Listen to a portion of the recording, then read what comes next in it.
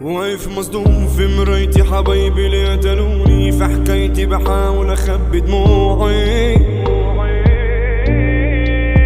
حتى اللي كانوا يوم جنبي جرحوا قلبي وقتلوني، وكانوا مبسوطين بدموعي.